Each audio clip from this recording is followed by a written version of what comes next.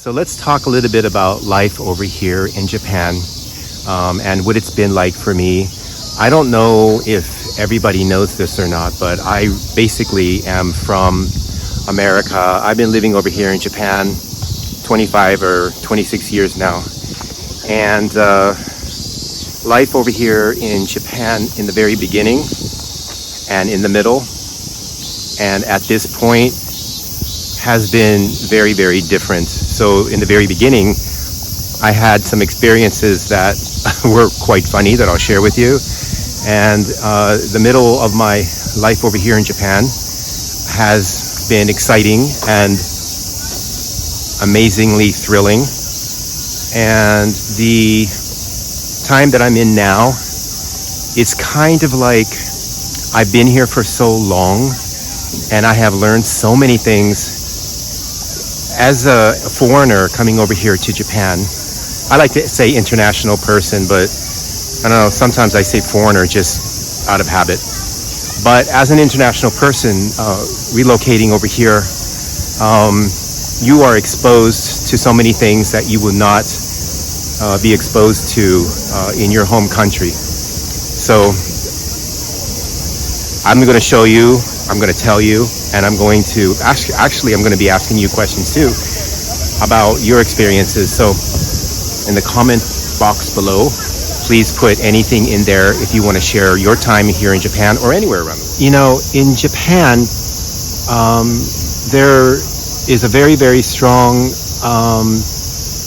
move towards keeping Japan. It's the same like in Hawaii. The people who live there, especially the native Hawaiians, they really want to keep Hawaii. And what does that mean? That means when a lot of tourists come over here, or a lot of people like me come over here and live here, are we following the Japanese way of living? Are we following the unspoken rules?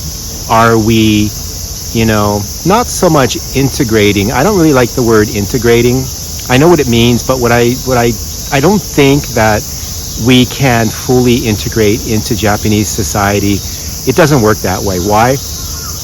Japanese people are very, I've been here 25 years, and if I ask a Japanese person who I just met, do you have any Japanese friends or yourself who have international friends from other countries, And the answer that I always get is 99.9% is no. People here say to me that they have no chance or no opportunities to make international friends. And this same answer has been the same one for the past 25 years. So in some cases, I can see that being true. But in most cases, I would say it's because they don't really want to try to have international friends. It's too difficult.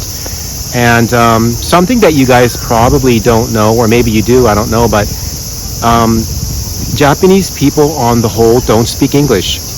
A very small percentage of Japanese people actually speak English. Korean people speak English more than Japanese, but Korean people, it's not that much more, but it is more. So having said that, you can understand the mindset of Japanese people over here. They take English classes because a lot of them have to, because their companies are telling them to take English classes. So they have to, or they have to pass the TOEIC test, things like that. But overall, most, I would say, people that I've met here, Japanese people that I've met here, are not really interested in international people. And so I don't want everybody out there to send me some bad vibes my way. I'm talking about the people that I have experienced, not every Japanese person, of course. And then, of course, you have some Japanese people over here who really love to speak many different kind of languages. They like to travel. They want to live in international countries and things like that. It's very rare, very rare. But overall, I guess what I can tell everybody out there, if you're coming to Japan, you want to live here, this is Japan. They do things their way. And if you're going to come over here and you're going to try to do things your way, and it doesn't fit well within the rules and regulations of Japan, it's not going to bode well for you. So my suggestion would be take this as an opportunity to come here and experience a new culture and have fun with it. Don't fight it. And if you can speak Japanese a little bit, that would be really good too. So anyway, that's my little advice for people over there who are thinking of coming over here to Japan and you don't know anything about living here.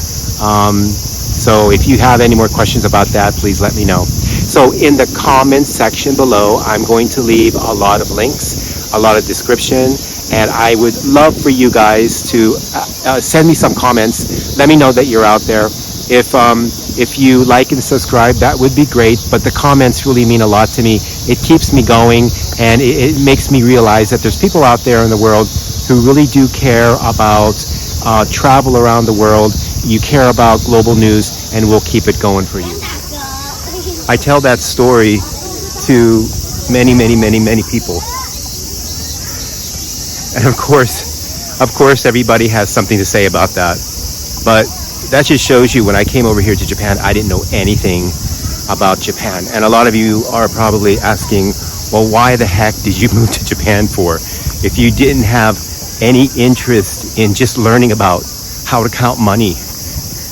Well, to tell you the truth, I didn't even know any Japanese at all.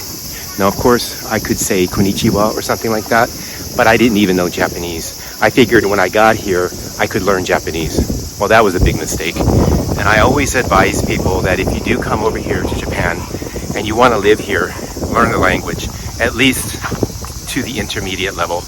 It was really difficult for me. So, instead of being embarrassed about it, I'd rather share it with people. Because this way, if I can share it with you, then you won't make the same mistake or something like that, so that's good. So have you guys figured out where I am now? Probably everybody has figured that out by now, but maybe some have not, I don't know. Because a lot of people have not been over here to Japan, or they don't know about some places over here. So this is just one of the places that I'm going to go to in this series that I'm going to call Around Japan. And so I'm going to be going to so many places over here in Japan, so you guys can see not only the sightseeing spots, but you guys can see the real life over here in Japan.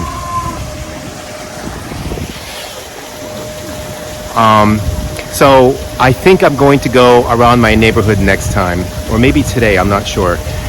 So I plan to make this video mainly because there's so many people around the world who've been contacting me and asking me where my old videos went. Well, I deleted all of the old ones, and I thought it's time for new videos. So that's what I'm going to do. I'm going to make these videos for you guys to show you what it's like to live in Japan, not only in these areas where there's a lot of tourists and stuff like that. We're going to go into the boroughs.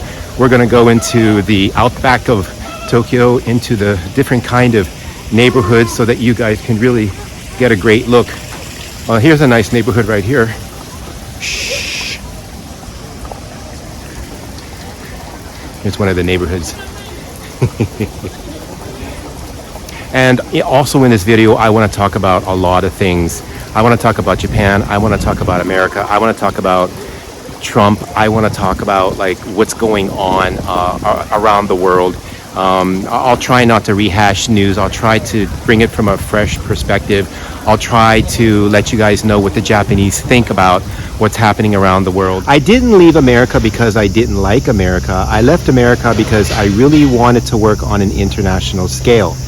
And so 25 years ago, I decided that I was going to choose Japan in terms of the place where I wanted to start my own business. The business that I started is called the JE Group. And basically what we do is we not only help people relocate anywhere around the world, we also find jobs, and we help with the visa sponsorship. And we do a lot of things that protects job hunters. So I don't know if you guys heard this or not, but recently there has been a scam that's been going around the world where there's some people who are scamming job hunters, and they are pretending to be hiring companies, and they actually have websites, and they actually do a pretty good job at pretending that they are interviewing people for high-level positions at the company. So they pretend to be a company, and they're very authentic, and they have job descriptions that look perfect and stuff like that. And anyway, a lot of people are getting scammed because in these things that are happening, the job hunter is being asked to send a lot of information, social security numbers, addresses, what is your full name, private information that people should not have unless you are definitely going to be hired by a company. So we protect job hunters from this kind of scam happening around the world. How do we do that? We basically will do your job hunt for you, but we also will make sure that the job that you are hoping to work for is a legitimate company, and it's not a scammer trying to scam information from you. Some of these scammers are also asking job hunters to pay for some kind of equipment if you get hired. So they're asking for visa information, credit card information, stuff like that. So basically what we do is we protect job hunters from this kind of scam. Okay, so let's talk a little bit about the Sanseitō party. The Sanseitō party over here in Japan is the party that has the slogan, Japanese first. Now, I have nothing against the Sanseitō party. I don't know too much about it. I know enough to talk about it, and I have talked to a lot of Japanese people about the Sanseitō party over here in Japan, who have become very, very popular with a lot of Japanese people who are really sick and tired of a lot of tourists being over here in Japan. And so let me talk to you a little bit about that now. And before everybody out there gets a little bit enraged about that, let me kind of explain a little bit something to you. So before the tourists came over here to Japan in flocks the way they did, the prices over here were pretty nominal. It was pretty affordable. But now that there's a lot of tourists coming over here to Japan, there are a lot of businesses who are increasing prices so that they can make as much profit as possible. Now, of course, I understand that. If you're a business, you want to make as much money as possible. I understand that.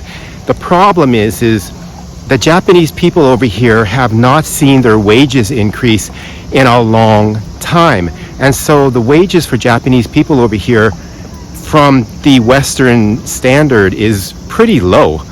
So if you're an American person over there or somebody over there in the West and you're making a substantial amount of money, count your lucky stars, because Japanese people have not seen a wage increase in a long time. Now, before I get a lot of hate mail about that, because there are some companies who have been increasing their salaries, but it's only the really large companies, you know, the big Toyotas and Hondas and things like that. But the average person over here has not seen a wage increase in a very long time. You could see what the problem is, right? They have been going around Japan and having these kind of like meetings all over Japan. You know, they get on top of these big vans and they use loudspeakers and they say things that a lot of the Japanese are loving to hear. Things like there's too many international people over here in Japan and the prices are increasing. But they say a lot of things that anger a lot of the Japanese people too. Not all Japanese people feel the same way. And there have been some people who have been speaking for the party, and they've been saying some pretty nasty things about international people.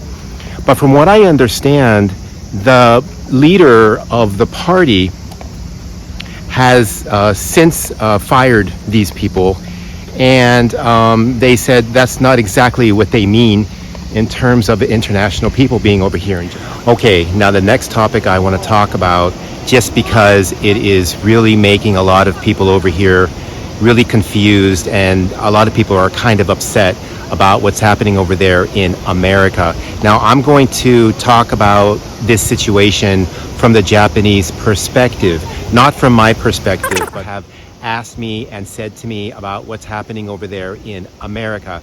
So if I say something incorrect, if I say something to make you angry, or if I'm misinformed, please let me know, because this is not coming from my mind or my mouth or anything like that. It's coming from what Japanese people have either said to me, or they made comments about something or whatever. So here goes. So a lot of Japanese people are really confused about what's happening over there in America in terms of what Donald Trump is doing to America. And we all know what Donald Trump is doing to America, so I really don't want to have to run through that. But here's the thing: Japanese people, not all of them, but a large amount of Japanese people used to really love America, and they used to want to fly over to America and to go to school and to, basically do a lot of, traveling and things like that. And so now they don't want to, basically because of what's happening over there in America. And whose fault is that? The fault is Donald Trump. Donald Trump has basically almost 100% ended international flight in. And the thing is this is Donald Trump's fault 100%. And of course, it's MAGA's fault too, because they voted for him. And now I understand that the MAGA percentage is decreasing, and that's good news. Japanese people have mentioned to me things like, what is it with MAGA people? Where do they come from? What are they doing? What are they really American? Things like that. Now, just to let you guys know, we've been in business since 1989, and we have assisted literally thousands. I think it's about 4,500 job hunters from around the world. We've assisted them to find positions. But I think the thing that you have to understand is that like I said, there's a lot of scamming going on out there. They're targeting job hunters. And so what we basically have molded into is we have molded into a company that actually will protect you against these kind of scams that they're getting bigger and bigger and bigger. So we thought that in addition to offering you automatic job hunting services, we're also going to protect job hunters. And how do we do that? Well, basically, it's really important for everybody to understand that the way they scam you is that they get the information from you. So what we decided to do is, once you become a client of the JE Group, we are not going to ask you for any personal information. So for example, social security number, we don't need your home address, and we basically don't need anything that you dub as too personal information. There's been a lot of talk recently about how a lot of people think that Donald Trump is a Russian asset. And there's a lot of talk out there, and I'm not saying he is a Russian asset, but what I am saying is there's a lot of talk out there where a lot of people do think that he is. So what do you guys think? Is it possible that Donald Trump is a Russian asset? Do you think in the 1980s Donald Trump was picked up by Putin and became some kind of a Russian asset? Is it possible? Because if you think about it, and this is what a lot of Japanese people have pointed out to me, is that Donald Trump is doing everything to help Putin, getting out of NATO. Zelensky cannot join NATO. Also bringing Putin on the world stage in Alaska, destroying the relationship between America and Europe, and just a slew of other things. Okay, the next thing I'd like to talk about, only because people have been asking me so many times about the dating scene over here in Japan. Apparently, there's been a lot of guys who come over here to Japan from other countries, and they end up dating a girl from here. And in the end, the relationship doesn't work out.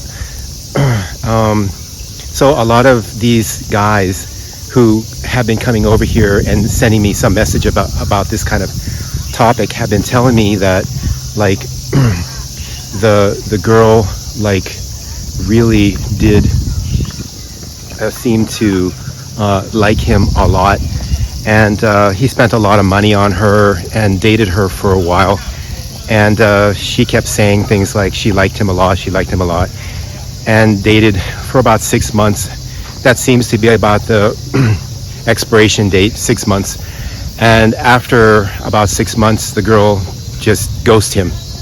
And so a lot of guys from around the world who live here in Japan and outside of Japan who've had such a girl ask me what's going on. And basically,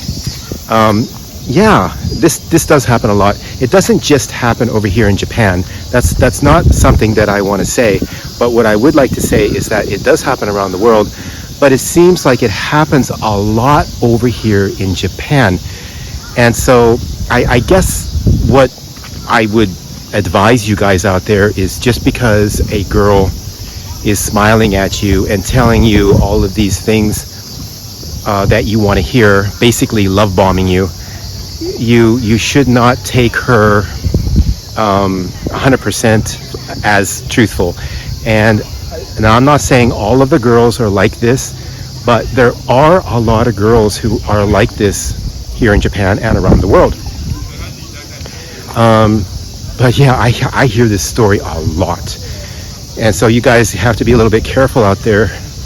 Having a 6 month free dinners, 6 months free movies, 6 months free, jewelry or gift buying or whatever, and then dumping the guy after 6 months happens quite a bit over here in Japan. And so for you guys out there who sent me letters, I'm gonna email you back on the psychology, possibly the narcissistic women that are all over the world, not just here in Japan, and what you need to do to spot these kind of red flags. I know what's going on. So you meet this girl, she's really hot, she really turns on the charm, and she really makes you believe that she's really into you and you're the only one for her. And then after 6 months, she completely disappears, probably hooked up with another guy. So if this happened to you, please send me some messages, send me some comments. Let me know if this has happened to you. And again, I'm not saying this happens only here in Japan. It happens around the world. But from my perspective, it happens a lot over here in Japan to a lot of really good guys. But I think what it is a lot of these girls, they kind of think that some international people don't really understand Japanese psyche. I mean, not every Japanese person is like this, but there is a higher possibility because of the culture thing over here that in America we really don't have. But over here, there's kind of a cultural thing that you better not trust anybody who smiles at you and love bombs you to the point where you fall in love with this person really quickly. And there's a lot of girls out there who are really good at it. So comments, send me some messages, and I'll get back to you.